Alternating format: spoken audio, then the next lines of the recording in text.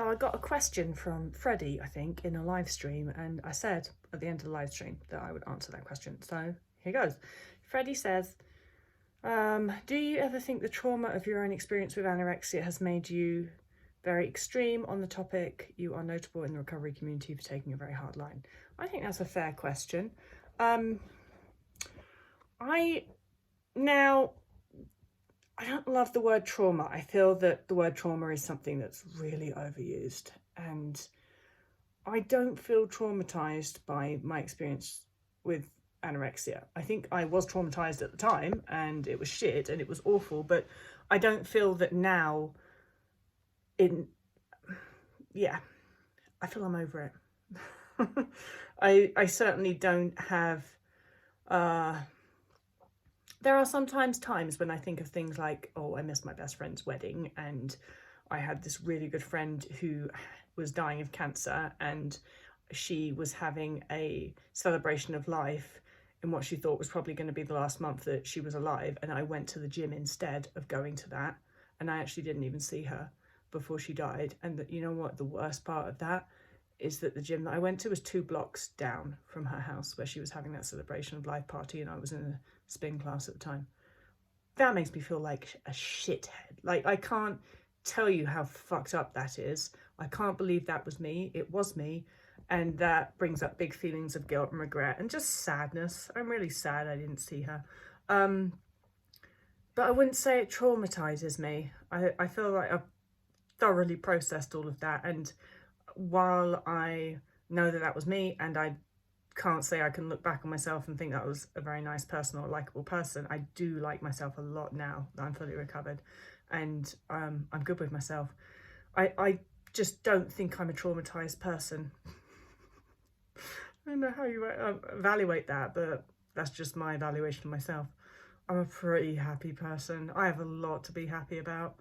I actually think that my experience with anorexia has left me like with a good comparison to have. That often when I'm having a shit day, I think, oh fuck, at least I still haven't got an eating disorder. But I do think it's fair that I take a hard line. Very fair.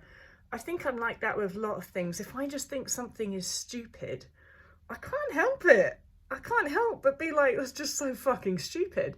And I think it's so stupid that when people in recovery from restrictive eating disorder, they're being told to restrict food and they're being told that binging is bad, yet we can see biologically that it absolutely makes complete sense that the body would do that if it's an energy deficit. I think there's so much that we can look at in biology. There's so many comparisons in all different types of mammals that what happens in the brain and the body when the body is starving. The way that eating disorders are still massively overly psychoanalyzed, I just think it's so stupid, and I can't help but say it.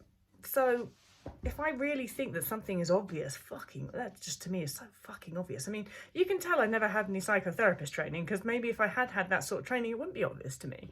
But, oh, Stinky's here. But as somebody who had just recovered from an eating disorder by herself, never had any therapy, and even, you know, the way I did recovery was sort of working out, this is a biological thing. My body needs food, and probably when it's had enough food, it'll sort itself out. And it did. I'm not saying that it's that ridiculously simple. There can be like complicated bits, but I don't think it's actually that much more complicated than that. I think the vast majority of people, if they can get into unrestricted eating, and if they can get themselves nutritionally rehabilitated, and if they can understand that eating disorder recovery is about rewiring fear, you're having a fear response to the thought of weight gain, eating food or whatever it is, they can recover. And people hate, like a lot of people think that when I'm making it sound that simple, that I may be belittling people's experiences and efforts, and that's not my intention. I really do not intend to do that. I just don't think it's actually very valuable or very helpful for people to be told that this is something so complicated and they can't possibly do it with at least a team of 10 professionals helping them do it.